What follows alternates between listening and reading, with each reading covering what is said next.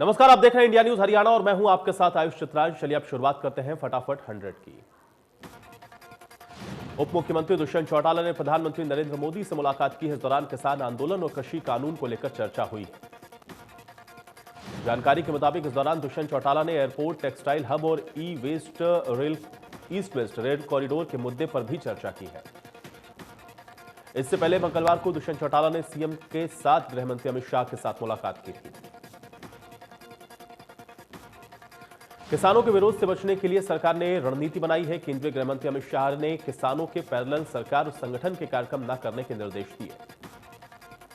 इसके साथ ही गृहमंत्री अमित शाह ने किसान संबंधित रैली भी नहीं करने के निर्देश दिए हैं। ये जानकारी कैबिनेट मंत्री कंवरपाल गुर्जर ने दी है। बीते दिन ही सीएम मनोहर लाल और डिप्टी सीएम ने गृहमंत्री अमित शाह के साथ बैठक की थी। इस दौरान कैबिनेट मंत्री कंवरपाल भी बैठक में शामिल हुए थे। कैबिनेट मंत्री कंवरपाल ने कहा कि गृहमंत्री अमित शाह ने कैमला में हुई घटना की भी जानकारी ली। किसानों ने ऐलान किया है कि 26 जनवरी को दिल्ली में न केवल किसान बल्कि पशुओं के साथ एंट्री होगी। अब किसानों के साथ महिलाएं, बच्चे, भेड़, बकरी, गाय, भैंस भी दिल्ली जाएंगे।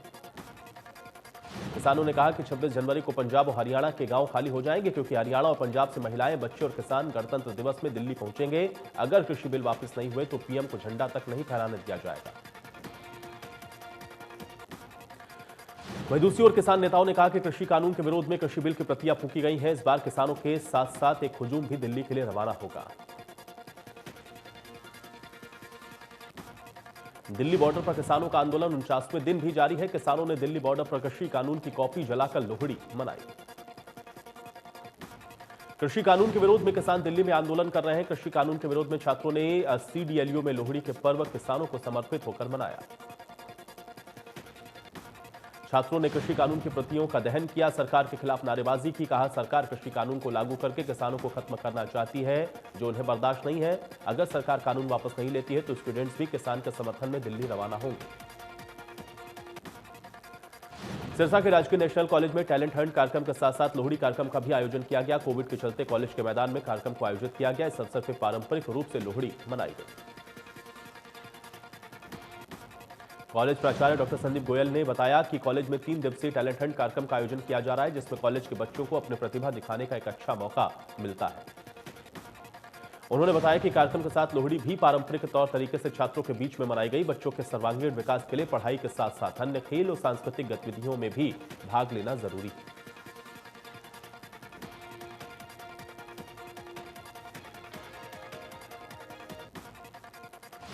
कृषि कानून के विरोध में सुप्रीम कोर्ट के द्वारा स्टे किए जाने पर किसान जहां खुश है तो फिर वहीं 4 सदस्यीय समिति बनाए जाने को लेकर नाराजगी भी देखी जा रही है। किसानों का आरोप है कि ये वही लोग हैं जो कृषि अध्यादेश को सही बता रहे हैं। किसानों की मांग है, जब तक तीनों कानून को रद्द नहीं किया जाता है तब तक वो अपने आंदोलन को खत्म नहीं करेंगे। इसी के चलते किसानों ने शम्मी बॉर्डर पर भारतीय किसान यूनियन के आंदोलनरत किसानों ने लोहड़ी के पर्व पर कृषि कानून की कॉपियों को जलाया। किसानों ने कहा कि वो सुप्रीम कोर्ट के आदेश की पालना करते हैं, लेकिन 4 सदस्यीय समिति बनाए जाने के बाद उनका गुस्सा और बढ़ गया है। किसानों का कहना है कि अब इस समिति के बुलावे पर वो उनके सामने नहीं जाएंगे। भवानीखेड़ा में भी किसानों ने तीनों कृषि कानून की प्रतियां जलाकर इसका विरोध किया है। इस दौरान तहसील प्रधान राजेश कामरेड ने बताया है कि कृषि कानून के विरोध में पूरे हरियाणा में 13 और 14 तारीख को कृषि कानून की प्रतियां जलाई जाएंगी। किसानों ने बताया कि लोहड़ी का त्योहार है, इस त्योहार को किसान कृषि कानून की प्रतियां जलाकर मना रहे हैं। गोला चिका में किसानों ने कृषि कानून की प्रतियां जलाकर लोहड़ी मनाया है। इस दौरान किसानों ने सरकार के खिलाफ नारेबाजी भी की। इस दौरान किसानों ने चेतावनी देते हुए कहा है कि किसान की मांग पूरी न होने पर 26 जनवरी को हजारों किसान ट्रैक्टर परेड निकालेंगे।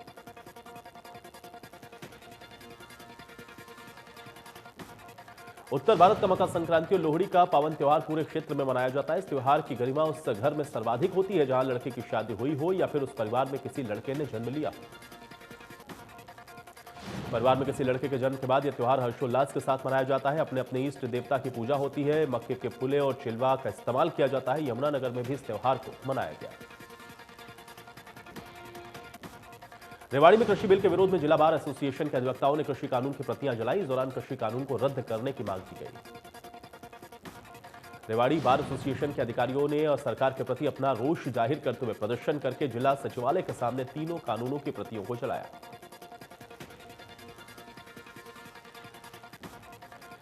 कैथल में किसानों कर्मचारियों ने तीनों कृषि कानून का विरोध करते हुए कृषि कानून की प्रतियां जलाई और केंद्र सरकार के खिलाफ नारेबाजी की।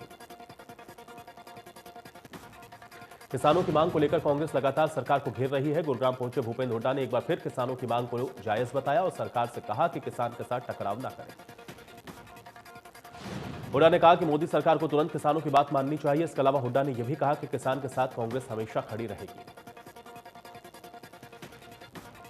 वहीं करनाल में किसानों की पंचायत को लेकर हुड्डा ने कहा कि मुख्यमंत्री मनोहर लाल किसान के साथ टकराव क्यों कर रहे हैं। जब बातचीत चल रही है तो पंचायत की क्या जरूरत है।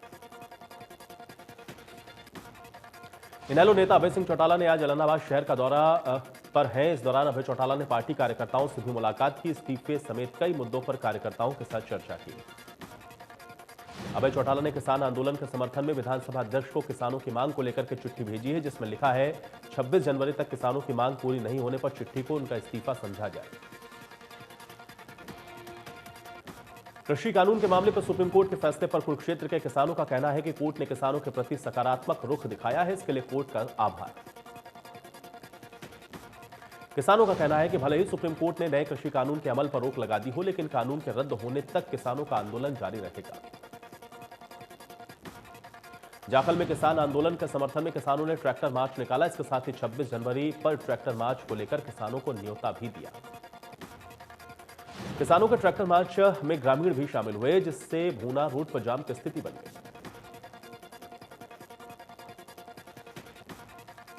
सिरसा में आप जिलाध्यक्ष वीरेंद्र कुमार का लघु सचिवालय में अनशन अभी भी जारी है। मारपीट के मामले में पुलिस की कार्रवाई को लेकर के रोष जाहिर कर रहे हैं। आप विधानसभा अध्यक्ष की गिरफ्तारी और परिवार पर मुकदमा दर्ज करने का मामला है, जिस पर उनकी मांग है कि मामले की फिर से निष्पक्ष जांच हो। उनका कहना है कि निष्पक्ष जांच नहीं होने तक उनका आमरण अनशन जारी रहेगा। दिल्ली में 18 जनवरी से 10वीं और 12वीं के स्कूल खुलेंगे। बोर्ड परीक्षा को लेकर सरकार ने स्कूल खोलने को अनुमति दी है। अभिभावकों के लिए बच्चों को भेजना ऑप्शनल होगा। बता दें 4 मई से सीबीएसई बोर्ड की परीक्षाएं शुरू होंगी। यमुना प्रदूषण पर सुप्रीम कोर्ट ने हरियाणा सरकार से मंगलवार तक मांगा जवाब। दिल्ली जल बोर्ड का आरोप, हरियाणा से आ रहे गंदे पानी में अमोनिया की मात्रा ज्यादा, कैंसर फैलने का खतरा। मीनाक्षी अरोड़ा ने सुप्रीम कोर्ट को बताया एनजीटी ने भी माना है कि हरियाणा का एसटीपी सही नहीं है। इसके चलते कोर्ट ने अब हरियाणा सरकार से इस पर जवाब मांगा। रेवाड़ी में हुए नगर निकाय चुनाव में माननीय उच्च न्यायालय के आदेश की अवहेलना करने को लेकर कारण बताओ नोटिस जारी किया गया है। चुनाव आयोग ने रेवाड़ी जिला उपायुक्त के अतिरिक्त स्टेट इलेक्शन कमीशन के 2 अधिकारियों को नोटिस जारी किया। रेवाड़ी नगर परिषद चुनाव को लेकर कोर्ट ने राज्य चुनाव आयुक्त समेत 3 अधिकारियों को भेजा कारण बताओ नोटिस। मामले की अगली सुनवाई 27 जनवरी को होगी। दरअसल एक याचिका में हाईकोर्ट के नियमों की अवमानना का जिक्र करते हुए अधिकारियों पर कार्रवाई की मांग की गई है। इसके चलते कोर्ट ने अधिकारियों को नोटिस भेजा है। गुरुग्राम के उपायुक्त डॉक्टर यश गर्ग ने प्रेस कॉन्फ्रेंस करके बताया कि इस साल ड्राफ्ट कलेक्टर रेट मार्च से शुरू हो जाएगा। उपायुक्त ने बताया कई इलाकों में सर्किल रेट में बढ़ोतरी की गई। उपायुक्त ने बताया कि गुरुग्राम में पटौदी, फरूखनगर और मानेसर के सर्किल रेट में बढ़ोतरी की गई है। गुरुग्राम, बादशाहपुर और सोहना में भी सर्किल रेट नहीं बढ़ाया गया। प्रदेश भर के शिक्षकों की नॉलेज से अपडेट करने के लिए प्रदेश का शिक्षा विभाग और विद्यालय शिक्षा बोर्ड शिक्षकों की परीक्षा लेगा। इसकी भिवानी से शुरुआत सर्वपल्ली राधाकृष्णन स्कूल के सभी शिक्षकों का टेस्ट लेकर हुई। अधिकारियों ने बताया कि जो भी शिक्षक इस टेस्ट में फेल होगा उसके ना तो एसीआर पर कोई असर पड़ेगा, ना ही वेतन घटेगा। यह शिक्षकों के नॉलेज को अपडेट करने के लिए एक पहल है।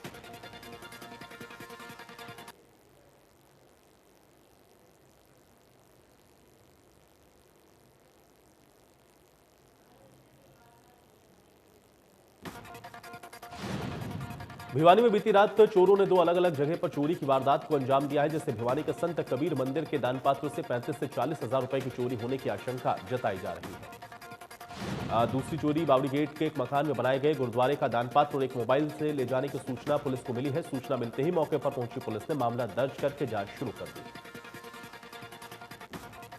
कुरुक्षेत्र के व्यापारियों में दहशत का माहौल है। बीते 9 जनवरी की रात को एक होटल को बदमाशों ने अपना निशाना बनाया, जहां पर खुलेआम फायरिंग करते हुए रंगदारी मांगी गई।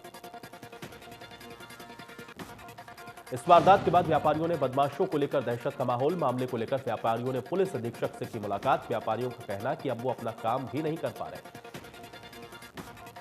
होटल व्यवसायियों का कहना है कि जिस तरह से आए दिन शहर में ताबड़तोड़ घटनाएं घट रही हैं, फायरिंग और फिरौती जैसे मामले सामने आ रहे हैं, ऐसे में शहर में व्यवसाय करना दूभर हो रहा है। पानीपत में चोरों ने एक मंदिर को अपना निशाना बनाया। चोरों ने देवी मंदिर के 3 दान पात्र तोड़कर करीब 2 लाख रुपए पर हाथ साफ कर दिया। चोरों ने वारदात को अंजाम देने के लिए बिल्ली का सहारा लिया।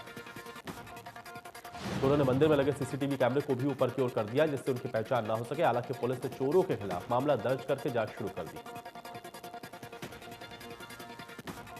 जींद में लिंग जांच का मामला सामने आया है। 55,000 रुपए लेकर शहर के एक प्राइवेट अस्पताल में लिंग जांच की गई थी। इस दौरान कोई फॉर्म भी नहीं भरवाया गया था, रजिस्टर में भी एंट्री नहीं की गई। सूचना मिलते ही स्वास्थ्य विभाग की टीम मौके पर पहुंची है, दबिश देना शुरू किया, लेकिन मौका देखकर अस्पताल संचालिका भाग निकली। इसकी तलाश की जा रही है।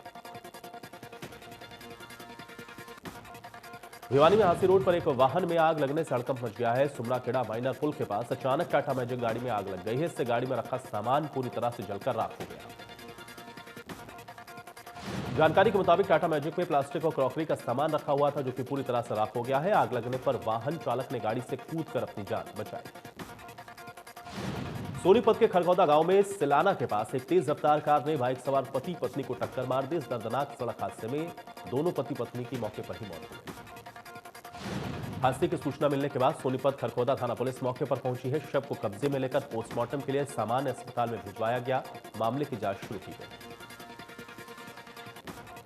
दिल्ली के राजा विहार के रहने वाले पति पत्नी अपने पैतृक गांव पानीपत सिवाह से दिल्ली वापस लौट रहे थे। इस दौरान यह हादसा हुआ। दोनों की मौके पर ही मौत हुई। पुलिस ने मृतक के बेटे के बयान पर चालक के खिलाफ मामला दर्ज किया।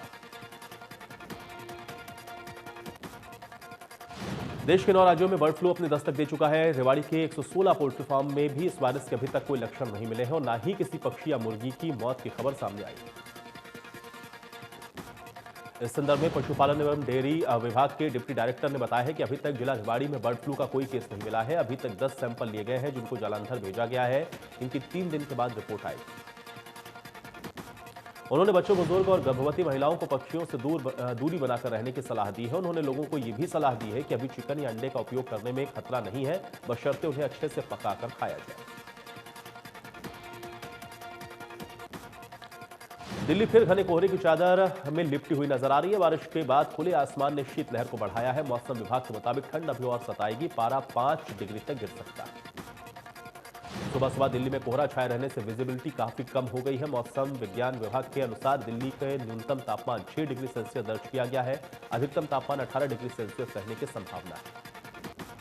मौसम विभाग की माने तो बर्फ से ढके पश्चिमी हिमालय की सर्द हवाएं मैदानी इलाकों की ओर चलने से पारा और गिरेगा। 14 जनवरी तक पारा गिरकर 5 डिग्री सेल्सियस तक पहुंचने की संभावना। समूचे उत्तर भारत में शीतलहर का कहर जारी है। फरीदाबाद में भी घना कोहरा छाया हुआ है। कई इलाकों में विजिबिलिटी 0 हो गई। 0 विजिबिलिटी के चलते वाहन चालकों को भारी परेशानियों का सामना करना पड़ा है। कोहरे के चलते सड़क पर वाहन रेंगते हुए नजर आए। रोहतक में भी कोहरे के चलते लोगों को गाड़ी चलाने में दिक्कतों का सामना करना पड़ा है। वाहन चालकों का कहना है कि गाड़ी चलाने के लिए इंडिकेटर और फॉग लाइट का इस्तेमाल अब जरूरी है। नूह में कोहरे के चलते लोगों ने वाहन की गति पर ब्रेक लगाया है। साथ ही साथ लोग ठंड से बचने के लिए अलाव का सहारा लेते हुए भी नजर आए। अंबाला में कोरोना वैक्सीन को लेकर स्वास्थ्य विभाग की सभी तैयारियां लगभग पूरी हो चुकी हैं। पहले ही चरण में करीबन 9,500 स्वास्थ्य कर्मियों को वैक्सीन लगाई जानी है, जिनको सूचीबद्ध किया गया है। स्वास्थ्य विभाग ने कोल्ड चेन पूरी तरीके से तैयार कर ली है, ताकि वैक्सीन को उचित तापमान में रखा जा सके। 16 जनवरी से कोरोना वैक्सीन अंबाला में लगाई जानी है। हालांकि अभी अंबाला वैक्सीन नहीं पहुंची। पहले चरण में अंबाला के अंदर 9,500 स्वास्थ्य कर्मियों को कोरोना की वैक्सीन लगाई जाएगी। अंबाला में 6 जगह पर एक दिन में एक सेंटर पर 100 फ्रंट लाइन वॉरियर्स को कोरोना वैक्सीन लगाई जाएगी। वैक्सीन लगाने का जिम्मा एएनएम के पास रहेगा, जिसमें भी अंबाला स्वास्थ्य विभाग ने बेस्ट वैक्सीनेटर को चुना है। कोरोना वैक्सीन की अहम कड़ी कोल्ड चेन है, क्योंकि वैक्सीन को उचित तापमान में रखा जाना जरूरी है। पूरे देश की ही तरह यमुनानगर में भी वैक्सीनेशन 16 जनवरी से शुरू होगा। इसके लिए तैयारियां पूरी हो गई हैं। 14 जनवरी को वैक्सीन यमुनानगर पहुंचेगी, जहां पर उसको स्टोर करने की तैयारियां पूरी कर ली गई। यमुनानगर के उपायुक्त मुकुल कुमार ने सीएमओ डॉक्टर विजय दहिया के साथ स्टोर रूम का दौरा किया है। इस अवसर पर उपायुक्त और सीएमओ ने बताया है कि यमुनानगर में फिलहाल 6 सेंटर पर डोज दी जाएगी। सबसे पहले 6,944 हेल्थ वर्कर्स को यह डोज दी जाएगी। इसके बाद पुलिस और नगर निगम के 1,000 से अधिक फ्रंटलाइन वर्कर्स को वैक्सीन दी जाएगी। उन्होंने बताया कि हेल्थ वर्कर्स के लिए पहले से ही डाटा अपलोड हो चुका है। विभाग के द्वारा सेंटर में पहुंचने का समय भी बताया जाएगा। इसके अलावा उन्होंने जानकारी दी है कि 30 अन्य जगहों को भी चिन्हित किया गया है जहां पर वैक्सीन सेंटर बनाए जा सकते हैं। सीएमओ ने कहा कि वैक्सीन से किसी तरह के साइड इफेक्ट या घबराने की जरूरत नहीं है। उन्होंने बताया कि पूरी तरह से स्वास्थ्य मंत्रालय के दिशा निर्देश और गाइडलाइन के हिसाब से इसका स्टोर किया गया है। वैक्सीन देने के बाद आधे घंटे तक संबंधित शख्स को डॉक्टर की निगरानी में ही रखा जाएगा। सिरसा में सौदे स्कूल कॉम्प्लेक्स की तरफ से कोरोना योद्धा सम्मान समारोह का आयोजन किया गया, जिसमें कोरोना योद्धाओं को सम्मानित किया गया। इस समारोह में राज्य सूचना आयुक्त भूपेंद्र धर्माणी और उपायुक्त प्रदीप कुमार शामिल हुए, जिन्होंने कोरोना योद्धाओं को प्रशस्ति पत्र देकर सम्मानित किया। हरियाणा में 24 घंटे में सामने आए 192 केस, 8 लोगों की एक दिन में मौत। कुल मरीजों का आंकड़ा हुआ 2,65,000 के पार। मेवात में कोरोना महामारी पर लगी लगाम, एक दिन में सामने आए 3 नए केस, जबकि 5 मरीज अस्पताल से हुए डिस्चार्ज।